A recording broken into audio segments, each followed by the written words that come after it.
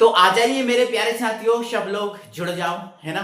क्योंकि आज से हमारा 11th केमिस्ट्री स्टार्ट होने जा रहा है 2025 से 26 के लिए। बिल्कुल मेरे डियर साथियों, 11th केमिस्ट्री का जो है ना, हमने बेसिक था, वो बेसिक की हमने 4 से 5 वीडियो आपको प्रोवाइड कराई हैं। आपको सिखाया है कि 11th केमिस्ट्री में आखिर हमें पढ़ना क्या है, वो हमने आपको सिखाया है, इसका बेसिक है ना। आप जाओ और आप देख लो यार जल्दी से, है ना। आपको देख लो, चैनल की प्लेलिस्ट में आपको मिल जाएगा 11th केमिस्ट्री बेसिक के नाम से आपको मिल जाएगा। उसका आप जो बेसिक है ना वो देख लीजिए, ठीक है ना। तो आज से यार हम 11th केमिस्ट्री का चैप्टर स्टार्ट करने वाले हैं और चैप्टर में क्या कुछ खास हमारे लिए रहने वाला है ना। ये तो आपको अगर बताएं तो ये बेसिक चैप्टर ही है बेटा, है ना। बेसिक बेसिक चीजें हमें इसमें जानना है, तो बेसिक चैप्टर है ये, ठीक है। तो हमारा जो चैप्टर है इसका नाम क्या है, हमारे इसके चैप्टर का नाम क्या है, रासायनिक विज्ञान की मूलभूत अवधारणाएं, पहला चैप्टर है, ठीक है ना। तो इसमें सबसे पहले तो यार हम केमिस्ट्री को जानेंगे कि आखिर जो केमिस्ट्री है वो है क्या, है ना। तो पहला हमारा क्वेश्चन यही जनरेट होता है कि भाई रसायन विज्ञान क्या है। तो क्या है रसायन विज्ञान? तो मेरे डियर साथियों, आप विज्ञान के बारे में तो जानते ही हो, हमारे चारों ओर जो है वो क्या है, विज्ञान है।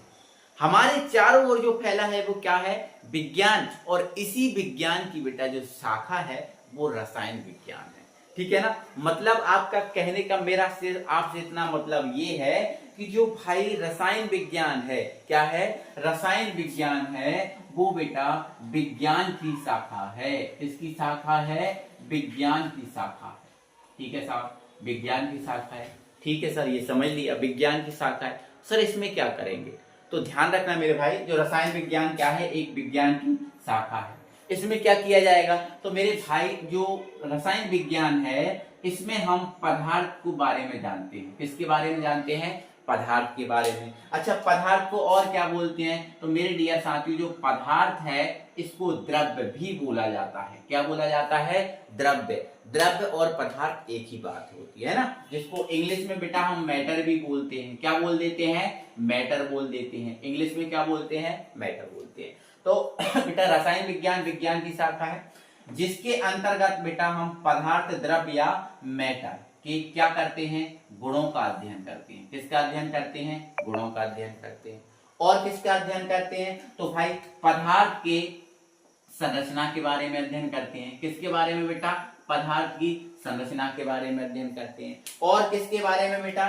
तो पदार्थ का जो संगठन है, क्या है बेटा? संगठन, इसके बारे में अध्ययन करते हैं। अच्छा सर, गुण क्या होता है? तो भाई गुण आप जानते हो ना, हमारे अंदर भी होते हैं, अच्छे गुण होते हैं, कुछ बुरे गुण होते हैं, तो वो गुण होंगे, ठीक है। लेकिन यहाँ पर हमें पदार्थ के कौन कौन से गुण पढ़ने पड़ेंगे? तो पदार्थ के भैया हमें भौतिक गुण पढ़ने पड़ेंगे। कौन से गुण?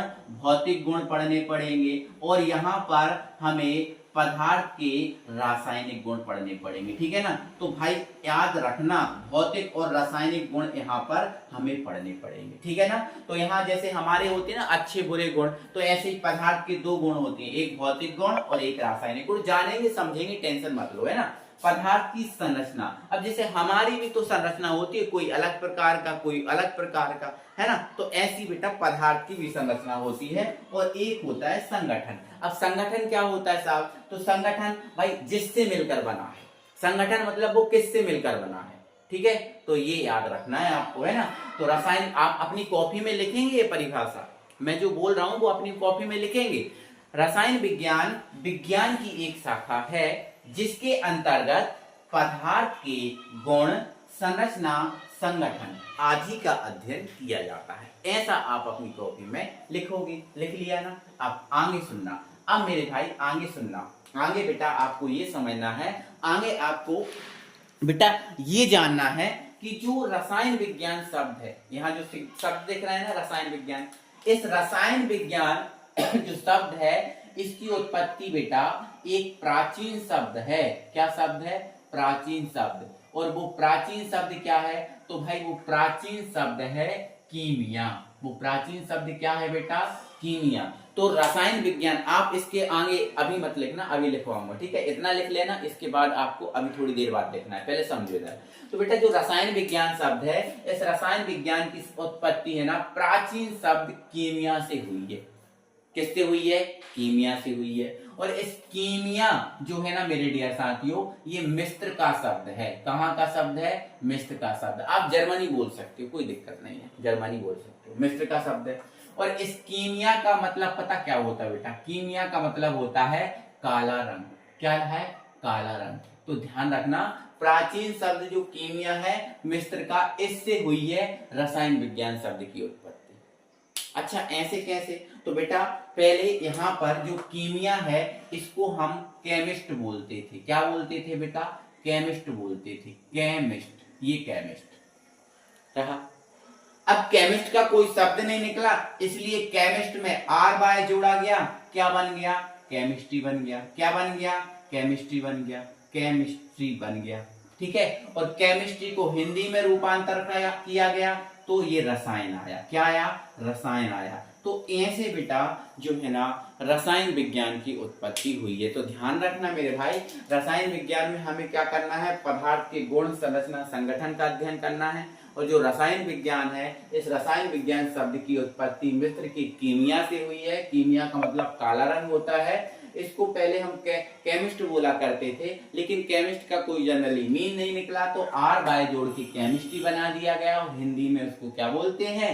रसायन बोलते हैं। तो ऐसे बेटा ये रसायन आया। ऐसे क्या आया बेटा? रसायन। तो आप ऐसा लिख सकते हो कि इसके आगे जैसे अभी लिखा था उसके बाद आप लिख लो कि रसायन विज्ञान शब्द की उत्पत्ति मिस्र के कीमिया शब्द से हुई है, जिसका मतलब क्या है? काला रंग। इसको पहले हम केमिस्ट बोला करते थे, लेकिन केमिस्ट का कोई मीन्स नहीं निकला, तो आर बाय जोड़ा, क्या बना दिया बेटा? केमिस्ट्री बना दिया, जिसको हिंदी में हम क्या बोलते हैं? रसायन बोलते हैं। तो ऐसे रसायन की उत्पत्ति हुई है, ठीक है? अगर आप आगे रसायन विज्ञान के जन्मदाता की बात करें या खोजकर्ता की बात करें, तो बेटा रसायन विज्ञान के खोजकर्ता में आपको नोट लगा के 3 चीजें लिखनी पड़ेंगी। कितनी लिखनी पड़ेंगी? 3 चीजें लिखनी पड़ेंगी। तो बेटा पहली चीज तो ये है कि जो रसायन विज्ञान के प्राचीन खोजकर्ता है, ठीक है, ध्यान रखना, प्राचीन खोजकर्ता, प्राचीन खोजकर्ता की अगर बात करें तो बेटा जो रसायन विज्ञान है इसके जो प्राचीन खोजकर्ता हैं वो कौन है? तो उसके बारे में याद रखना, वो है कणाद। वो कौन है? कणाद, ठीक है ना? और आधुनिक खोजकर्ता की अगर बात करें, आधुनिक खोजकर्ता की बात करें तो यहां पर देखो मैं इधर उधर लिख रहा हूं, आप अपनी कॉपी में व्यवस्थित लिख लेना, इसके बाद यहां लिखना। आधुनिक खोजकर्ता की बात करें तो आधुनिक खोजकर्ता के बारे में आपको बताना है रॉबर्ट बॉयल। कौन बताना है बेटा? रॉबर्ट बॉयल, रॉबर्ट बॉयल बताना है। और फिर अगर जनरली आपको आधुनिक ना पूछे, प्राचीन ना पूछे, जनरली बेसिकली आपसे पूछे कि केमिस्ट्री के खोजकर्ता कौन है, तो आपको बताना है क्या? लेवोजियर। तो याद रखना केमिस्ट्री के खोजकर्ता लेवोजियर ही हैं मोस्टली। कौन है बेटा? लेवोजियर ही हैं। केमिस्ट्री की खोजकर्ता कौन है बेटा? लेवोजियर ही हैं। लेकिन शब्द ऐसा ना आए, पूछ ले प्राचीन तो कणाद, पूछ ले आधुनिक तो क्या बोल देना? Robert Boyle. क्या बोल देना? Robert Boyle. तो ऐसे करके आपको ध्यान रखना है ना? और वैसे भाई देखो आते हैं ना, कुछ काम इनने किया तो इनका नाम आ गया, कुछ काम पहले इनने किया तो इनका आ गया, और कुछ काम इनने किया तो इनका आ गया। तो ऐसी बातों की याद रखना, ये मेरी कहानी नहीं है, आपको इसके ही बारे में थोड़ा सा जानकारी आपको दे रहा हूँ, ठीक है? तो अगर ऐसा बेसिकली पूछ ले कि केमिस्ट्री के खोजकर्ता कौन है तो आप आंसर देना लेवोजियर। लेकिन ऐसा पूछे कि आधुनिक कौन है या प्राचीन पूछे तो प्राचीन कौन है तो कणाद, और क्या बनाना? रॉबर्ट बॉयल बताना, ठीक है? तो भाई इसमें हमें इन चीजों का तो इतना तो ध्यान रखना ही रखना है, इतना तो ध्यान रखना ही रखना है। अब इतना ये बेसिक नॉलेज है केमिस्ट्री का, ये बेसिक चीजें बताएं कि केमिस्ट्री आया कहां से। अब रसायन विज्ञान पढ़ रहे हो तो रसायन विज्ञान में क्या पढ़ना है, कितना पढ़ना है, ये बातें तो आपको पता होनी चाहिए। क्या है रसायन विज्ञान ये तो पता होना चाहिए, और नहीं है पता तो फिर क्या दिक्कत? फिर तो दिक्कत ही दिक्कत है। तो बेटा जो रसायन विज्ञान है, इस रसायन विज्ञान में सबसे इंपॉर्टेंट है वो क्या है? पदार्थ। वो क्या है?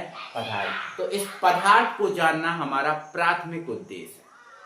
ये जो पदार्थ है, इस पदार्थ को जानना हमारा प्राथमिक उद्देश्य है। लेकिन उससे पहले आप जान लो कि जो रसायन विज्ञान है वो होती कितने टाइप की है बेटा, ये जान लो। तो इनको मैं हटा रहा हूं और आपको रसायन विज्ञान होती कितने टाइप की है वो बताऊंगा, और मैं फिर पदार्थ पर पहुंचूंगा बेटा, है ना। पूरा फिर पदार्थ पर मैं पहुंच जाऊंगा। तो यहां ध्यान से सुनना है बेटा। जो रसायन विज्ञान है, क्या है? रसायन विज्ञान, वो हम 3 टाइप की पढ़ते हैं। कितने टाइप की बेटा? 3 टाइप की। एक हम पढ़ते हैं बेटा भौतिक रसायन। क्या पढ़ते हैं? भौतिक रसायन। भौतिक रसायन, जिसको बेटा हम बोल देते हैं फिजिकल केमिस्ट्री। फिजिकल केमिस्ट्री बोल देते हैं। फिजिकल केमिस्ट्री बोल देते हैं, पहली केमिस्ट्री। और भौतिक रसायन है तो बस भौतिक राशियों के बारे में यहाँ पर जानकारी दी जाती है ना। पदार्थ की अवस्थाओं के बारे में बताया जाता है ना। पदार्थ के घनत्व, रंग, इनके बारे में, मतलब भौतिक चीजों के बारे में जिसमें बताया जाए वो फिजिकल केमिस्ट्री है। अब अकार्बनिक केमिस्ट्री, अकार्बनिक दूसरी केमिस्ट्री है बेटा अकार्बनिक रसायन। अकार्बनिक रसायन, तो अकार्बनिक रसायन में बेटा इसको इंग्लिश में हम क्या बोलते हैं? इंग्लिश में हम बोलते हैं इसको inorganic. Inorganic chemistry. Inorganic chemistry ये। अब इसमें क्या जाना जाएगा? तो बेटा इसमें कार्बन को छोड़कर, देखो लिखा है ना अकार्बनिक, मतलब कार्बन को छोड़कर पदार्थ जो तत्व होते हैं उनका अध्ययन किया जाएगा। मतलब ऐसे पदार्थों का अध्ययन किया जाएगा जिसमें कार्बन नहीं होगा। जैसे मान के चलो यहाँ पर NH3 है, इसमें कार्बन नहीं है ना। तो ऐसे पदार्थों का इसमें अध्ययन किया जाएगा जिसमें कार्बन नहीं। बाकी और आगे अपन जानेंगे, बस अभी तो इतना बता रहा हूँ कि केमिस्ट्री पढ़नी कितनी है। तो फिजिकल पढ़नी है, इनऑर्गेनिक पढ़नी है, और तीसरी बेटा आप पढ़ते हो कार्बनिक रसायन। कौन सी रसायन बेटा? कार्बनिक रसायन। कार्बनिक रसायन। अब कार्बनिक रसायन क्या? तो बेटा इंग्लिश में हम इसको बोलते हैं ऑर्गेनिक केमिस्ट्री। ऑर्गेनिक केमिस्ट्री, ये ऑर्गेनिक केमिस्ट्री। तो हमें 3 टाइप की केमिस्ट्री पढ़ना है। तो ये याद रखोगे कि हमें कितने टाइप की केमिस्ट्री पढ़ना है? 3 पढ़ना है। कौन कौन सी? फिजिकल, अकार्बनिक और कार्बनिक, ऑर्गेनिक। तो इसमें देखो लिखा है ना कार्बनिक, मतलब इसमें केवल कार्बन यौगिकों का अध्ययन किया जाएगा। तो जिसमें कार्बन यौगिक का अध्ययन किया जाए वो कार्बनिक रसायन है, जिसमें कार्बन के अलावा अध्ययन किया जाए वो कार्बनिक रसायन है, और जिसमें भौतिक राशियों के बारे में पता किया जाए, उसके घनत्व, आकार, द्रव्यमान, तो उसे भौतिक रसायन कहते हैं। तो अभी इतना ही जान लो। इसके बाद और जो है ना मैं आपको नॉलेज दूंगा इसके बारे में, टेंशन मत लेना। मैं आपको पूरा सब कुछ अच्छे से एकदम पढ़ाऊंगा, कोई परेशानी नहीं है, ठीक है ना। चलो तो भाई अभी तक जिसने वीडियो को लाइक नहीं किया वो वीडियो को लाइक करेगा, प्यार से अच्छे से वीडियो को लाइक कर दो भाई, है ना। और सब्सक्राइब भी कर लो चैनल को, और अपने 5 सच्चे मित्रों में वीडियो को शेयर करना ना भूलना भाई, है ना। आपको भाई का सपोर्ट करना है तो 5 सच्चे मित्रों में वीडियो को शेयर भी करो भाई, ठीक है ना। चलो आगे बढ़ते हैं बेटा। और अब हमने ये जान लिया रसायन विज्ञान हमें कितने टाइप की पढ़नी है? 3। चलो ये बात हो गई। अब बेटा हमने जो रसायन विज्ञान तो जान लिया, किस क्या पढ़ना है? पदार्थ के बारे में पढ़ना है। पदार्थ का क्या पढ़ना है? गुण पढ़ना है। पदार्थ का संरचना पढ़नी है, पदार्थ के संगठन, ये सब पढ़ना है। तो पहले हमें पदार्थ को पढ़ना पड़ेगा कि नहीं? ठीक है। लेकिन उससे पहले अगर एक और बात करूं बेटा रसायन विज्ञान के महत्व की, कि रसायन विज्ञान का क्या महत्व है, तो पहली बात तो मैं बता दूं बेटा ना स्पष्ट शब्दों में कि यार जो हम चमचमाते हुए आज दिख रहे हैं ना, अच्छे बढ़िया क्रीम, पाउडर, परफ्यूम, अच्छे साफ सुथरे कपड़े और एकदम स्वस्थ भी है, तो ये जो है ना बदौलत वो केमिस्ट्री की है, वो रसायन की है बेटा। अगर रसायन विज्ञान के बारे में इतनी खोज ना हुई होती ना, तो भाई ना तो बनती साबुन, ना तो बनता रंग, मतलब एकदम ब्लैक एंड व्हाइट दुनिया होती, समझ रहे हो। और खाद्य पदार्थों में भी देखो कितनी अलग अलग वैरायटी की चीजें आने लगी, कितनी अलग अलग वैरायटी की चीजें बनती हैं, ये भाई केमिस्ट्री की बदौलत है। और एक बात बता रहा हूँ भाई, अगर केमिस्ट्री ना होती ना तो भाई जीवन भी ना असंभव सा लगता है यार, बहुत मतलब अधूरा सा लगता है यार जीवन, ऐसा बोल दूं मैं। तो रसायन विज्ञान का हमारे दैनिक जीवन में बहुत महत्व है, कंप्यूटर प्रणाली, आजकल देख रहे हैं ये भी कंप्यूटर कृत ही है कि जो आप तक हमारी ये वीडियो पहुंच पा रही है। तो कंप्यूटर्स का योग है, ये सब केमिस्ट्री की बदौलत है, क्योंकि यहाँ पर कुछ तत्व हैं जैसे सिलिकॉन चिप, आपने सुना होगा मोबाइल में, जैसे मोबाइल है वो जिस मोबाइल से वीडियो बन रही है, जिस कैमरे से वीडियो बन रही है, जिस कंप्यूटर में एडिट हो रही है, या कंप्यूटर के द्वारा जैसे भी जो सब इधर उधर हो रहा है, ये सिलिकॉन चिप काम का माल है। तो कंप्यूटर्स में भी केमिस्ट्री का योगदान है। अब उर्वरक में मतलब खाद में जैसे अपन छिड़काव करते हैं, है ना, डीएपी, यूरिया, है ना, ऐसे रंग उद्योग में, दवाइयों में, साबुन में, अपमार्जक में, यहाँ आदि विभिन्न प्रकार के जो क्षेत्रों में रासायनिक विज्ञान का बहुत ज्यादा महत्व है। मतलब रासायनिक विज्ञान की बदौलत है कि आज ये दुनिया बिल्कुल रंगीन है, ठीक है ना। अब क्या महत्व है, कैसा महत्व है भाई, एक दिन में तो सारा कुछ हम सीख नहीं सकते। बोलो क्या सीख सकते हैं ना, तो हमें धीरे धीरे आपको हमसे जुड़ा रहना पड़ेगा, आपको समझना पड़ेगा, तो धीरे धीरे आप वास्तविकता के बारे में जान जाओगे। हाँ सर, केमिस्ट्री का बड़ा योगदान है। तो इतनी लाइन आप यहाँ पर सेट कर लेना, ठीक है ना। अब हम बेटा जानते हैं पदार्थ को, ठीक है ना। किसको जानते हैं बेटा, पदार्थ को। तो अपनी हेडिंग बनेगी क्या, पदार्थ। तो अपनी हेडिंग क्या बनेगी, पदार्थ। तो आप अपनी हेडिंग बना लीजिए बेटा पदार्थ के बारे में, ठीक है ना। तो हेडिंग आप डालेंगे पदार्थ, क्या बेटा, पदार्थ, ठीक है, पदार्थ। यहां पर मैंने लिख दिया द्रव्य, इसको इंग्लिश में क्या बोलते हैं, मैटर। क्या बोलते हैं बेटा, मैटर। तो पदार्थ, द्रव्य या मैटर, ये सब बातें एक ही हैं, ये कोई अलग नहीं है, सब एक ही है। अच्छा सर क्या होता है पदार्थ, क्या होता है पदार्थ। तो आप मुझे बताओ, ये क्या है मेरे पास में, मार्कर। मैं आपको दिख रहा हूं, आप दिख रहे हो, आपके आसपास जो भी दिख रहा है वो देख लो आप, पहले देख लिया आपने, हाँ सर दिख गया, हमारे पास जो है वो दिख गया, मुझे भी दिख रहा है ना। यहाँ टेबल रखी हुई है, यहाँ कंप्यूटर रखा हुआ है, यहाँ चेयर रखी हुई है, यहाँ कूलर रखा हुआ है, मैंने भी देख लिया, आप भी देख लो।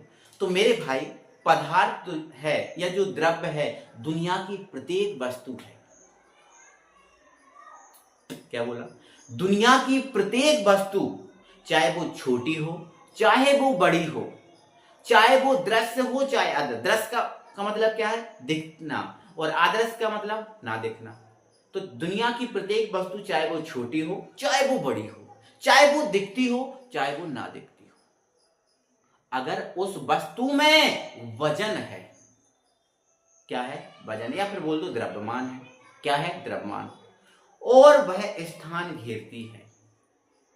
दो बातें ध्यान रखना, अगर उस वस्तु में वजन है, क्या है, वजन, या फिर ऐसा बोले यदि उस वस्तु का द्रव्यमान है और वह वस्तु स्थान घेरती है, तो वो क्या है, पदार्थ। दुनिया की प्रत्येक वस्तु भाई, दुनिया की प्रत्येक वस्तु, चाहे छोटी हो चाहे बड़ी हो, चाहे दृश्य हो या अदृश्य, अगर उसमें वजन है और वह स्थान घेरती है, तो वो क्या होगा, पदार्थ।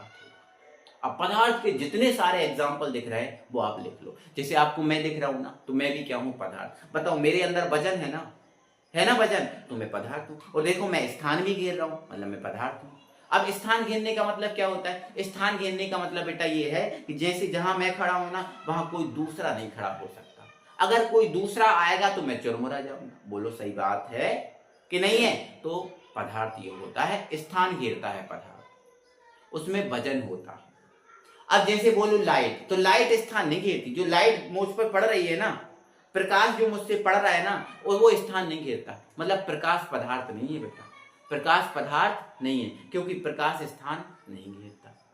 ये बात याद रखना, प्रकाश पदार्थ नहीं है क्योंकि प्रकाश जो है ना वो स्थान नहीं घेरता। अच्छा इसी टाइप से बेटा परछाई, जैसे जो परछाई लाइट या फिर जो पेड़ की परछाई होती है ना, परछाई में स्थान नहीं घेरती और परछाई में भी वजन नहीं होता। तो लाइट को और परछाई को छोड़ दिया जाए तो और क्या क्या पदार्थ नहीं है वो आपको कमेंट बॉक्स में बताना है। वैसे मैंने आपको बता दिया, लाइट, इसमें वजन नहीं होता, प्रकाश में, ये पदार्थ नहीं है।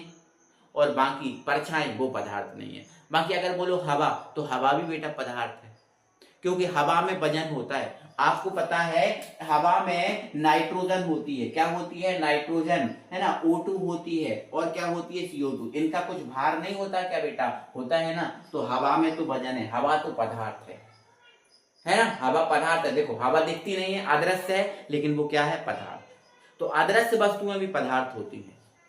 दिखने वाली वस्तुओं में पदार्थ होती हैं, अगर उसमें वजन है और वो स्थान घेरती है तो। ठीक है, तो मैंने बता दिया क्या क्या पदार्थ नहीं है। जो लाइट है और परछाई वो पदार्थ नहीं है, और दुनिया की प्रत्येक वस्तु क्या है, पदार्थ। क्लियर है बात। आगे बेटा अगर हम पदार्थ की बात करें तो पदार्थ का वर्गीकरण देखा जाएगा। क्या देखा जाएगा बेटा, पदार्थ का वर्गीकरण। तो मतलब आगे बेटा हम पदार्थ के वर्गीकरण पे बात करते हैं। तो पदार्थ के वर्गीकरण की अगर डियर साथियों बात करें तो पदार्थ का जो वर्गीकरण है मेरे डियर साथियों वो दो टाइप से होता है। पहला होता है भौतिक वर्गीकरण और दूसरा होता है रासायनिक वर्गीकरण। मतलब पदार्थ दो टाइप से वर्गीकृत है, एक भौतिक और एक रासायनिक। अच्छे से तीनों को जानते जाएंगे, समझते जाएंगे, और जो लिखने लायक है वो आप अपनी कॉपी में बिना मेरे कहे लिखते भी जाना। ठीक है ना। चलो, तो सबसे पहले भौतिक वर्गीकरण की डियर साथियों बात करते हैं। तो भौतिक वर्गीकरण के आधार पर अगर देखा जाए बेटा तो जो पदार्थ है वो तीन टाइप का होता है। कितने टाइप का, तीन टाइप का। पहला होता है मेरे डियर साथियों जिसका नाम है ठोस। क्या है, ठोस। और जिसको हम क्या बोलते हैं, सॉलिड बोलते हैं। क्या बोलते हैं, सॉलिड बोलते हैं। ठीक है, या फिर पहले बेटा आप गैस पढ़ लो। क्या पढ़ लो, गैस। तो पहले आधार पर क्या है, गैस, जिसको इंग्लिश में भी हम क्या बोलते हैं, गैस ही बोलते हैं। अच्छा सर, गैस क्या होता है? तो बेटा ऐसा पदार्थ जिसका जो आकार है, क्या आकार, वो निश्चित ना हो। क्या ना हो, आकार निश्चित ना हो। आकार निश्चित ना हो उसे हम क्या बोलते हैं, गैस।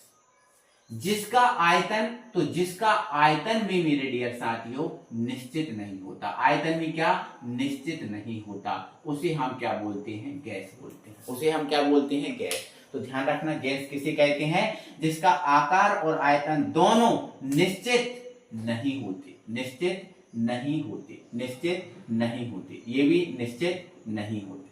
ठीक है, उसे हम क्या बोलते हैं, उसे हम क्या बोलते हैं, गैस। तो ध्यान रखना, गैस का आकार निश्चित नहीं होता, नहीं होता लिख दो। ठीक है, नहीं होता लिख दो। आयतन निश्चित नहीं होता।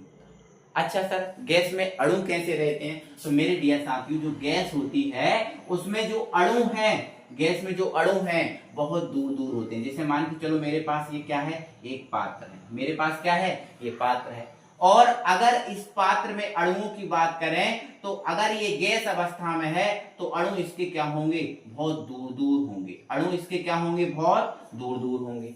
तो ध्यान रखना, गैस का आकार निश्चित नहीं होता, मतलब अनिश्चित होता है।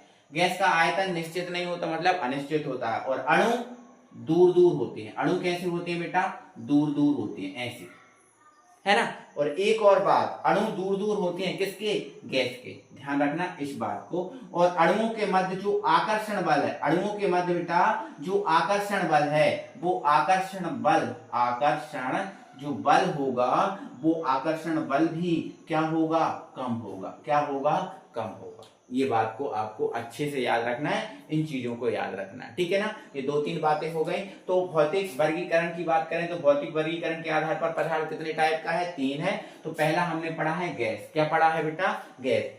आकार निश्चित नहीं होता, आयतन निश्चित नहीं होता, अणु दूर दूर होते हैं, और इनमें जो अणुओं के मध्य जो आकर्षण बल है वो क्या होता है, बहुत कम होता है। क्या होता है, बहुत कम होता है। क्लियर है बात। ये आपका क्या हो गया बेटा, गैस। अब दूसरा, यहां जगह ना होने के कारण हम उसको यहां लेके आ रहे हैं। दूसरा भौतिक वर्गीकरण, आप क्रम से लिखते जाना, आप क्रम से समझते जाओ, अपनी कॉपी में लिखते जाओ। ठीक है। तो यहां पर अगर हम देखें दूसरा, तो भौतिक वर्गीकरण के आधार पर दूसरा जो पदार्थ है वो आपका द्रव है। और द्रव को हम क्या बोलते हैं बेटा, लिक्विड बोलते हैं। क्या बोलते हैं, लिक्विड। तो दूसरा क्या है हमारा, द्रव, लिक्विड। ठीक है। तो अच्छा, लिक्विड की क्या बात होती है सर, लिक्विड की क्या बात होती है? तो लिक्विड का बेटा जो आकार होता है, क्या होता है, आकार वो अनिश्चित होता है। कैसा होता है, अनिश्चित। मतलब आकार निश्चित नहीं होता, आकार निश्चित नहीं होता। कैसा होता है, अनिश्चित होता है।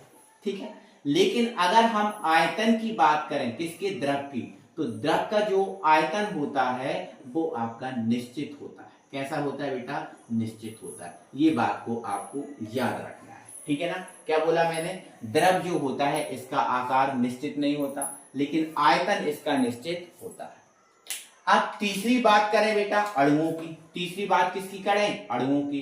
तो अणु जो है ना थोड़े पास पास होते हैं, थोड़े थोड़े पास पास होते हैं, किसकी अपेक्षा, गैस की अपेक्षा, किसकी अपेक्षा, गैस की अपेक्षा।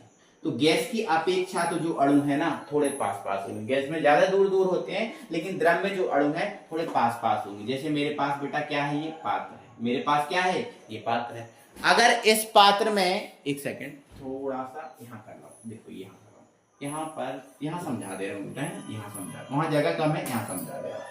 तो इसमें जो अणु है थोड़े तो पास पास होंगे इस टाइप से, है ना, इस टाइप से। इसमें बहुत ज्यादा दूर दूर होते हैं और इसकी अपेक्षा इसको देखा जाए तो थोड़े क्या होंगे, पास पास होंगे अणु, थोड़े क्या होंगे, पास पास अणु होंगे। बहुत ज्यादा पास पास तो नहीं होंगे लेकिन थोड़े पास पास, है ना, इसमें किसमें, द्रव में, ठीक है ना। अब अगर हम बात करें आकर्षण बल, तो इनका जो आकर्षण बल है, इनके मध्य जो आकर्षण बल है वो गैस से ज्यादा होगा। गैस के अणुओं के मध्य जो आकर्षण है वो बहुत कम होता है, लेकिन आप इसमें लिखना इनके अणुओं के मध्य जो आकर्षण बल है गैस से अधिक होता है। गैस से क्या होता है, अधिक होता है, ठीक है। तो गैस हो गया, द्रव हो गया। अब तीसरा बचा है बेटा क्या, ठोस। तीसरा क्या बचा है, ठोस। तो अब हम जान लेते हैं ठोस को। तो जगह कम होने के कारण हम इनको हटाते जाएंगे, आपको समझाते जाएंगे और इनको हटाते जाएंगे, आप इनको नोट करते जाना, समझते जाना। तो भौतिक वर्गीकरण के आधार पर 3 टाइप का है, सॉलिड मतलब गैस, द्रव, और तीसरा क्या है बेटा, तो तीसरा है ठोस। तीसरा क्या है बेटा, ठोस, जिसको हम बोलते हैं सॉलिड। एक एक चीज को अच्छे से जानते जाओ, ठीक है। अगर हम बेटा सॉलिड की बात करें तो सॉलिड में जो आकार होता है, क्या होता है, आकार, वो निश्चित होता है। कैसा होता है, निश्चित होता है। मतलब आकार निश्चित होता है, मतलब बदलता नहीं है, बदलता नहीं है, और ये आपको पहले से भी पता है। लेकिन आयतन की बात करें तो बेटा आयतन भी जो सॉलिड है उसका निश्चित होता है। कैसा होता है, निश्चित होता है, वो भी बदलता नहीं है। तो दोनों के दोनों चीजें क्या है, निश्चित होती हैं। अब बात है अणुओं की, किसकी बात है बेटा, अणुओं की या फिर कणों की। तो इसके अणु जो है ना वो पास पास होते हैं। क्या होते हैं, पास पास। सर कितने पास पास, तो बहुत पास, मतलब एक दूसरे से जुड़े हुए होते हैं। कैसे, तो देखो बेटा इधर देखो, ये पात्र है मेरे पास, ठीक है। इसमें जो अणु हैं एक दूसरे से संपर्क ऐसे करेंगे, इस टाइप के संपर्क में होंगे, ऐसे कण जो है ना जुड़े होंगे इस टाइप से, ठीक है।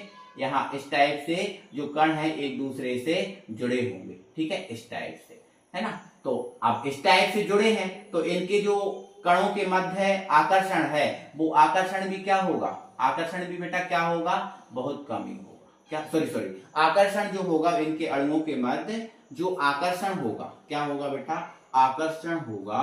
वो आकर्षण जो बल है वो क्या होगा मेरे डियर साथियों, अधिक होगा। क्या होगा, अधिक होगा। इतनी बातों को आपको याद रखना है, इतनी बातों को डियर साथियों आपको याद रखना है। तो भौतिक वर्गीकरण के आधार पर पदार्थ कितने टाइप का, 3। कौन कौन सा, ठोस, गैस, द्रव और ठोस। अब तीनों के बारे में मैंने थोड़ा थोड़ा जानकारी दे दी, लेकिन अगर हम तीनों के अंतर की बात करें तो तीनों में अंतर क्या है, तो आ जाओ थोड़ा सा अंतर देख लेते हैं। जो हमने समझा उसी आधार पे हम अंतर समझेंगे। तो आओ इसका अंतर देखते हैं।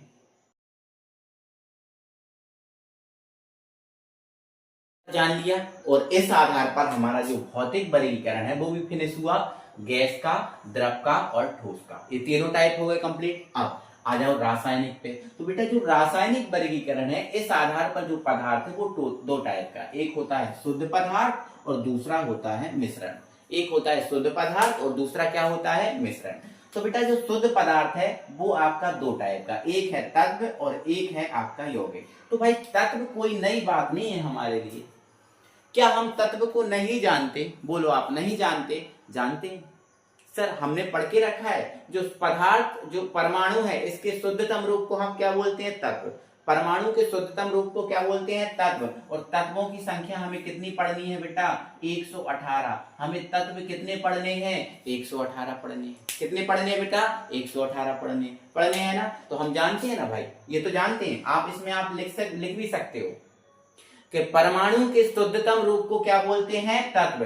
ध्यान रखना, परमाणु के शुद्धतम रूप को हम क्या बोलते हैं? तत्व बोलते हैं। और तत्वों की संख्या कितनी है? 118। अच्छा, तत्व कौन कौन से होते हैं? तो देखो, तत्व में पहला हमें धातु पढ़ना है। क्या पढ़ना है? धातु। दूसरा हमें पढ़ना है अधातु। क्या पढ़ना है? अधातु। और तीसरा हमें क्या पढ़ना है? तो तीसरा हमें पढ़ना है उपधातु। क्या पढ़ना है बेटा? उपधातु। तो धातु, अधातु और तीसरा क्या? तो तीसरा यहाँ नहीं दिख रहा, तीसरा मैं यहाँ लिख दे रहा हूँ, तीसरा यहाँ लिख दे रहा हूँ। तो तीसरा हमें पढ़ना है उपधातु। उपधातु। धातु कितनी होती है बेटा? 93। अधातु कितनी है? तो अधातु कितनी है बेटा? सॉरी, अधातु कितनी है? 18। और उपधातु कितनी पढ़नी है बेटा? 7, है ना। तो ऐसे करके देखो, 93, 18, 7, 118 हो जाएंगे। तो ये हमें पढ़ना है। तो आप तत्व में अगर लिखना चाहते हो तो लिख लो, परमाणु के शुद्धतम रूप को क्या बोलते हैं? तत्व। क्या बोलते हैं? तत्व। ठीक है ना। और तत्व में धातु, अधातु और उपधातु ये पढ़नी है। ठीक है ना। चलो, अब यौगिक क्या है? अब यौगिक क्या है और तत्व होते क्या है? तो तत्वों के उदाहरण 118 तो है सर, इसके एग्जाम्पल तो बता दो। तो भाई आपको बता है ना, जैसे आपको पढ़ चुके हो ना, बेसिक आप पढ़ चुके, हाइड्रोजन हुआ, लिथियम हुआ, सोडियम हुआ, पोटेशियम हुआ, रोवेडियम हुआ, ऑक्सीजन हुआ, नाइट्रोजन हुआ। क्या 118 ही तत्व लिखते हो ऐसे में? नहीं ना भाई, ऐसे 118 तत्वों के बारे में नॉलेज है। अब यौगिक, तो यौगिक क्या है? यौगिक क्या है? तो मैंने आपको रासायनिक सूत्र बनाना सिखाया था कि नहीं बेटा? बताओ, आप रासायनिक सूत्र बनाना सीख कर आए हो कि नहीं? आप बेसिक वीडियो देख कर आए हो कि नहीं? अगर नहीं देखा तो पहले आप 11th केमिस्ट्री के नाम से एक प्लेलिस्ट बनी हुई है, उसमें 4 वीडियो हैं, वो बेसिक केमिस्ट्री की वीडियो है, उसको देख लो। आप उसको देख लोगे तो आपको बहुत चीजों में आसानी हो जाएगी, आसानी हो जाएगी। ठीक है ना। चलो, तो ये हो जाएगा। अब बेटा, हमने ऑक्सीकरण अवस्था पढ़ा था, हमने उससे क्या बनाए थे? रासायनिक सूत्र बनाए थे। तो रासायनिक सूत्र बनाए थे, वही तो यौगिक है। तो आप अलग से भी इसको हेडिंग डाल देना। अब देखो, मैं कुछ चीजों को हटा रहा हूँ बेटा, जैसे जो चीजें आप नोट करते जाओगे उनको हटाते जाऊंगा। जैसे मैंने इतना सब जो बड़ा दिख रहा है ना आपको, ये वर्गीकरण, ये क्या है? वर्गीकरण। तो इतना सब आपको जो है ना, मैं कुछ चीजों को हटा दूं। जैसे इतना आप शुद्ध पदार्थ तत्व जान गए, तो मुझे क्या पढ़ाना है? यौगिक पढ़ाना है। अब क्या पढ़ाना है? यौगिक। तो मैं यौगिक समझाऊंगा तो इनको हटा दूंगा। ठीक है ना। ये तत्व समझ गए ना। अब चीजों को जानते जाओ और फिर मैं इनको हटाता जाऊंगा।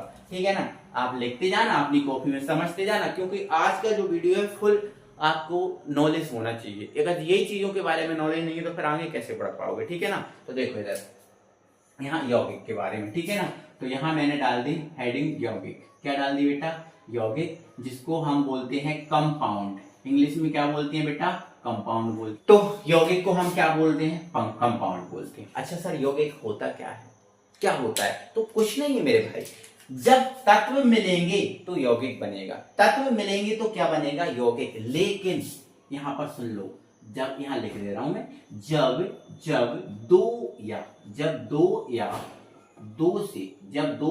दो से अधिक तत्वों को, किसको बेटा? 2 या 2 से अधिक तत्वों को समान अनुपात में, ध्यान रखना, समान अनुपात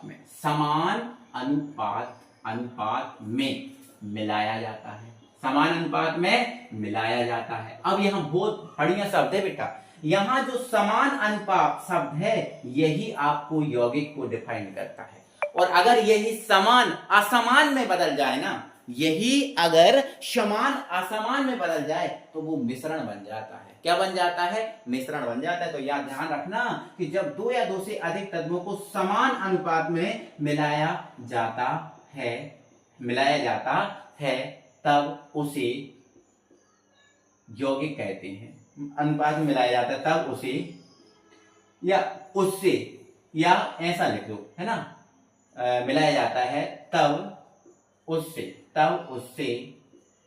जो पदार्थ बनता है, तब उससे जो पदार्थ बनता है उसे यौगिक कहते हैं। उसे क्या बोलते हैं बेटा? यौगिक कहते हैं। यौगिक कहते हैं। ये बात आपको लिख लेनी है।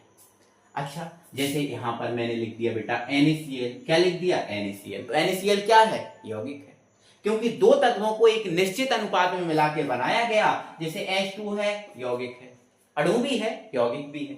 अब जैसे KCl है यौगिक है, तो आपको देखो बहुत सारे सूत्र बनाए हैं आपने, वो सारे सूत्र जो है ना यौगिक के अंतर्गत आ जाएंगे। किसके अंतर्गत आ जाएंगे? यौगिक के अंतर्गत आ जाएंगे। ये इसकी परिभाषा है, ठीक है ना। तो याद रखोगे इस बात को। तो ये शुद्ध पदार्थ भी हमारा खत्म होता है, शुद्ध पदार्थ भी हमारा क्या होता है बेटा? खत्म होता है। अब आता है मिश्रण। क्या आता है? मिश्रण। तो अगर हम मिश्रण की बात करें तो मिश्रण देखो समांगी भी है और विषमांगी भी है। समांगी मिश्रण भी है और क्या है? विषमांगी मिश्रण भी है। तो आप इसका स्ट्रक्चर इतना कंप्लीट कर लेना। अब मिश्रण पे पहुंच रहा हूं मैं, मिश्रण को डाल रहा हूं हेडिंग, ठीक है। मिटा दूं इसको, चलो मैं इसको हटा रहा हूं और आप मिश्रण डालिए हेडिंग और मिश्रण को कंप्लीट करते हैं बेटा। किसको करते हैं कंप्लीट? मिश्रण को। आ जाओ मिश्रण को कंप्लीट करते हैं। तो देखो अभी हमने क्या देखा यौगिक में, जब दो या दो से अधिक तत्वों को एक निश्चित अनुपात में मिलाया जाता है तो यौगिक बनता है। लेकिन यही अनुपात निश्चित ना हो कि अनिश्चित हो जाए तो ये मिश्रण बन जाता है। जैसे अब यहां सुनना, जैसे पदार्थ मिश्रण की अगर बात करें तो मिश्रण में क्या होता है बेटा? जब दो या दो से, अब यहाँ तत्व नहीं लेंगे, यहाँ पदार्थ लेंगे हम। क्या लेंगे? पदार्थ। जब दो या दो से अधिक पदार्थों को किसी भी अनुपात में मिला दिया जाए, निश्चित नहीं किसी भी, तो उसे मिश्रण कहते हैं। तो उसे क्या बोलते हैं? मिश्रण। अब मिश्रण में क्या क्या आएगा? जैसे बेटा ये वायु है, क्या है? वायु। तो जो वायु है वो भी क्या है? एक मिश्रण है ना। अब जैसे कोहरा है, कोहरा भी क्या है? एक मिश्रण है। अब जल में आप मिला दो बेटा क्या? नमक। तो जल में नमक मिला दिया तो वो भी क्या है? एक मिश्रण है ना। अब जैसे मान के चलो दूध, दूध में क्या मिला दो आप? पानी मिला दो तो वो भी क्या बन गया? मिश्रण बन गया। तो मिश्रण दो या दो से अधिक पदार्थों का है ना, दो या दो से अधिक पदार्थों का है। अब वायु क्या, कैसे मिश्रण है? तो वायु में आपको पता है ना बेटा, नाइट्रोजन होती है ना, O2 होती है ना, CO2 होती है, लेकिन ये निश्चित अनुपात में नहीं है। देखो आपको पता है इसकी मात्रा 78% है, इसकी 21% है कि नहीं? है कि नहीं? और इसकी 0.03% है। तो ये किसी भी अनुपात में मिले हैं, इसीलिए वायु क्या है? मिश्रण है। अब कोहरा, कोहरा में क्या होता है? तो कोहरा में बेटा जल होता है और वायु होती है, जल होता है और वायु होती है। तो अब ये वायु तो किसी भी गैस टाइप से मिला हुआ है। ऐसे ही जल में नमक मिला दो, कितने ही जल में कितना ही नमक मिला दो, है ना, कितने भी दूध में कितना भी पानी मिला दो, है ना। तो ये मिश्रण के उदाहरण है, ठीक है ना। अब मिश्रण दो टाइप का होता है, एक समांगी और एक विषमांगी। एक समांगी और एक विषमांगी। अच्छा सर समांगी क्या होता है? तो बेटा अगर दो या दो से अधिक पदार्थों को मिलाने पर वो पदार्थ एक दूसरे में समान रूप से मिल जाते हैं तो वो समांगी है। समान रूप से मिल जाते हैं तो वो क्या है? समांगी है। और एक बात और याद रखना, इन पदार्थों को अगर हम वापस से सोचे कि इनको अलग कर दें तो अलग नहीं कर पाएंगे, अलग उनको नहीं कर पाएंगे। तो ऐसे दो या दो से अधिक पदार्थों को आपस में मिलाने पर अगर वो पदार्थ समान रूप से मिल जाते हैं और वापस इनको अलग नहीं किया जा सकता तो वो समांगी है। जैसे मान के चलो आप जल में नमक डाल दो, जल में क्या डाल दो? नमक। तो जल में जब नमक डालेंगे तो जल और नमक अच्छे से मिल जाएंगे कि नहीं? समान रूप से। और हम सोचें कि जल में से नमक को अलग कर दें आप, तो क्या कर पाओगे अलग? आप बोलोगे सर नहीं कर पाओगे। तो समान रूप से मिल गए। अब दूध में पानी को मिला दिया, समान रूप से मिल गया, और हम बोले दूध और पानी को बाद में अलग कर दें तो कर पाओगे क्या? नहीं कर पाओगे। तो ये क्या है? समांगी। अब जैसे मान के चलो वायु में इन सभी गैसों को हमने मिला दिया, ये गैसें मिल गई, और हम बोले कि इन गैसों को अलग अलग कर दें तो क्या कर पाएंगे? नहीं। तो ये समांगी है। अब विषमांगी, तो जिसमें दो या दो से अधिक पदार्थों को मिलाने पर वो समान रूप से नहीं मिलते और वापस इनको अलग कर सकते हैं। जैसे जल में रेत डाल दो, जल में क्या डाल दो? रेत। तो जल प्लस रेत हो गया। तो जल में रेत डाल दिया तो अच्छे से मिलेगा क्या? नहीं मिलेगा। हम बोले अलग कर देंगे तो हाँ अलग हो जाएगा। और जल प्लस भूसा, तो जल में भूसा डाल दो, भूसा जो गाय बैल खाते हैं वो, तो वो अच्छे से मिलेगा? बोलोगे नहीं मिलेगा। अलग कर सकते हो? हाँ सर अलग कर सकते हैं। तो ये विषमांगी है, जिसमें अलग कर सकते हैं वो विषमांगी। तो ये मिश्रण हुआ, और मिश्रण में हमने देखा, ठीक है। अब ये बातें आप समझ के, बेसिक जानकारी है, बेसिक नॉलेज है, आपको जानना ये बहुत जरूरी है। तो ये हमने पदार्थ के बारे में जाना, पदार्थ के वर्गीकरण के बारे में जाना। अब आगे हम और बढ़ते हैं। यह साथियों अब हम थोड़ा सा अणु के मतलब मॉलिक्यूल और परमाणु मतलब एटम के बारे में जानेंगे, क्योंकि ये भी हमें बहुत जरूरी है जानना, क्योंकि अगर यही पता नहीं होगा तो फिर आगे हम कैसे बढ़ पाएंगे, ठीक है। तो ये हमारे लिए जानना जरूरी है। तो बेटा आप सबसे पहले जानो परमाणु के बारे में, परमाणु क्या होता है, और फिर परमाणु से अणु के बारे में जानेंगे। तो देखो आपने पदार्थ सीखा था ना, दुनिया की प्रत्येक वस्तु क्या है? पदार्थ, चाहे वो छोटी हो चाहे बड़ी हो। चाहे वो दिखती हो चाहे ना दिखती हो, वो पदार्थ है। अगर उसमें वजन है और वह स्थान घेरती है तो वो क्या है, पदार्थ है। ये हमने जान लिया था ना, ठीक है। अब ये जान लो कि बेटा जो पदार्थ है, पदार्थ का वह सूक्ष्मतम भाग, मतलब पदार्थ का वह छोटे से छोटा भाग, कौन सा, छोटे से छोटा, है ना, पदार्थ का वह सूक्ष्मतम भाग जो स्वतंत्र अवस्था में नहीं रह सकता।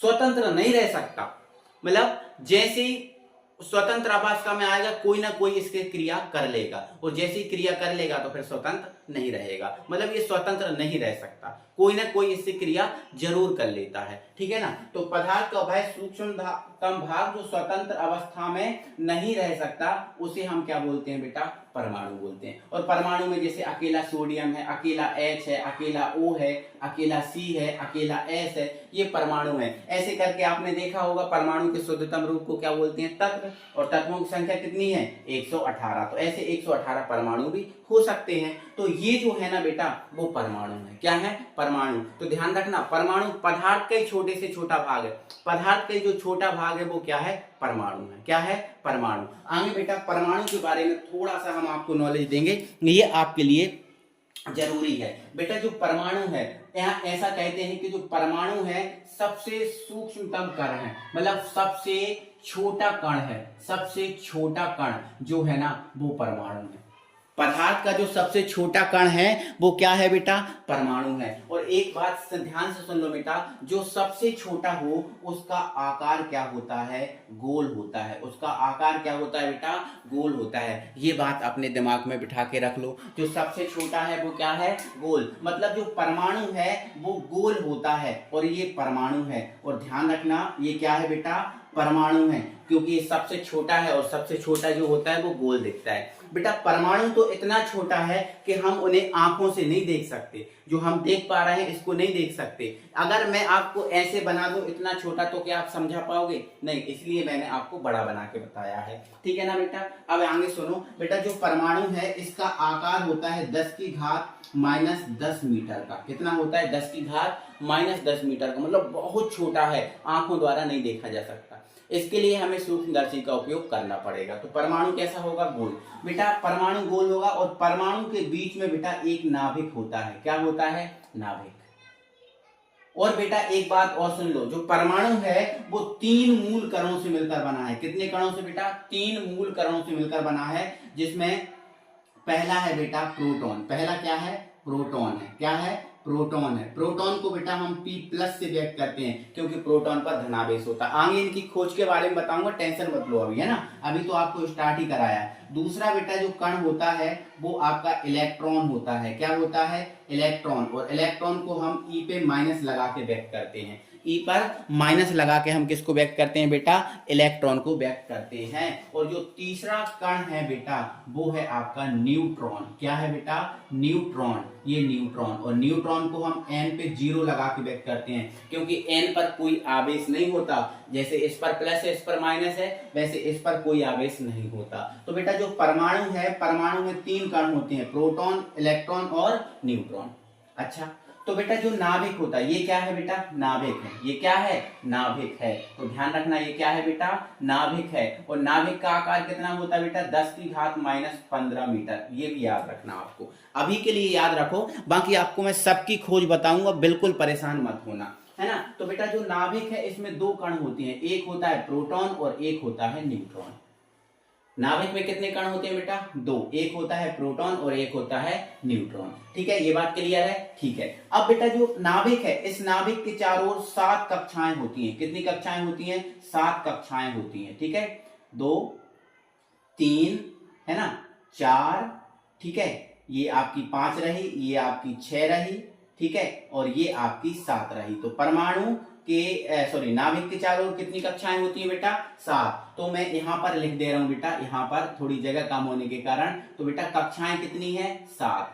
पहली कक्षा में कितने इलेक्ट्रॉन, 2, दूसरी में 8, फिर 8, फिर 18, फिर 18, फिर 32, फिर 32, ऐसे इलेक्ट्रॉन होते हैं, ठीक है। तो पहली कक्षा में देखो बेटा, हमने बताया नाभिक में कौन कौन होता है, प्रोटॉन और न्यूट्रॉन। और जो 7 कक्षाएं होती हैं, इन कक्षाओं में कौन भ्रमण करता है, इलेक्ट्रॉन भ्रमण करता है बेटा। कौन भ्रमण करता है, इलेक्ट्रॉन। तो ध्यान रखना कि परमाणु में कितने कण होते हैं बेटा, 3 कण होते हैं। तो प्रोटॉन और न्यूट्रॉन तो कहाँ होगा, नाभिक में, और जो इलेक्ट्रॉन है वो कहाँ होगा बेटा, कक्षाओं में होगा। कहाँ पर होगा, कक्षाओं में होगा। कक्षाएं कितनी होती हैं, 7 होती हैं। पहली कक्षा में 2, फिर 8, फिर 8, फिर 18, फिर 18, फिर 32, फिर 32, ऐसे करके इनको याद रखना। तो ये परमाणु से संबंधित कुछ जानकारी है जो आपको याद रखना। अब बेटा एक और चीज लिखिए यहाँ पर, देखो जब परमाणु परमाणु मिलेंगे तो क्या बनेगा, अणु बनेगा। मतलब जो बेटा जो अणु है वो किससे मिलकर बनेगा, परमाणु से मिलकर बनेगा। किससे मिलकर बनेगा बेटा, परमाणु से। ये बातें आपको याद रखनी है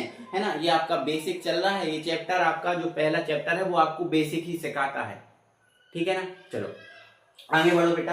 अब अणु के बारे में अगर बात करें बेटा, तो अणु क्या है, तो पदार्थ का वह सूक्ष्मतम भाग जो स्वतंत्र अवस्था में रह सकता है। देखो परमाणु स्वतंत्र अवस्था में नहीं रह सकता, वो परमाणु किसी ना किसी से क्रिया कर जाएगा, लेकिन अणु स्वतंत्र अवस्था में रह सकता है। जैसे अणु किससे मिलकर बनेगा, देखो परमाणु मिलेंगे तो क्या बनेगा, अणु। तो ये क्या है, अणु, और ये स्वतंत्र रह सकता है। ये क्या है, अणु, मतलब जिसमें एक से ज्यादा परमाणु हो वो अणु है। देखो एक से ज्यादा परमाणु है, इसमें 2 H है और 1 O है, इसमें 1 N है और 3 H है ना। तो ये क्या है, अणु है। तो एक से ज्यादा परमाणु जिसमें होंगे बेटा वो क्या होगा, अणु। वो क्या होगा, अणु। तो देखो सब में एक से ज्यादा परमाणु है। अब लेकिन अणु बेटा 2 टाइप का होता है, एक होता है समपरमाणविक अणु और एक होता है विषम परमाणविक अणु। अब देखो नाम आ रहा है समपरमाणविक, मतलब जो समान प्रकार के परमाणु से मिलकर बना होगा वो समपरमाणविक, और देखो विषम परमाणविक मतलब जो अलग अलग प्रकार के परमाणु से मिलकर बना होगा वो विषम परमाणविक होगा कि नहीं होगा। तो समपरमाणविक देखो H 2 H से मिलकर बना, 2 H एक जैसे है ना, समपरमाणविक। ये देखो 2 N से मिलकर बना, 2 O से मिलकर बना, 2 Br से मिलकर बना, 2 I से मिलकर बना। तो जो समान प्रकार के परमाणु से मिलकर बनेगा वो समपरमाणविक। लेकिन अगर अलग अलग प्रकार के परमाणु से मिलकर बन रहा है, ये अलग अलग है, इसमें H और O अलग अलग है, तो वो विषम परमाणु। ठीक है, तो अणु और ये परमाणु। अब आपके लिए होमवर्क है बेटा, अणु और परमाणु में अंतर आपको बताना है। आपको अणु और परमाणु में 3 अंतर लिखना है। मैंने अणु भी समझा दिया, परमाणु भी समझा दिया, आपको 3 अंतर लिखना है ना। तो बेटा आज की इस वीडियो में हमने काफी कुछ समझा है और पूरा का पूरा बेसिक है ये। आपको अच्छे से चीजों को जान लेना है, अच्छे से चीजों को समझ लेना है। इसके बाद जो आगे की जो वीडियो आपको मिलने वाली है वो आगे आप देखेंगे किस टॉपिक में मिलने वाली है, लेकिन इससे मिलेगी आपको एकदम बेसिक सिखाता है चैप्टर। तो बेसिक ही अगली वीडियो में हम फिर बात करते हैं। जब तक लेके बेटा थैंक यू वेरी मच, इधर तक आपके जुड़े रहने के लिए। और बेटा ज्यादा से ज्यादा वीडियो को शेयर करें, और अगर वीडियो अच्छा लगे तो एक बार लाइक जरूर करें। मिलते हैं, बाय बाय।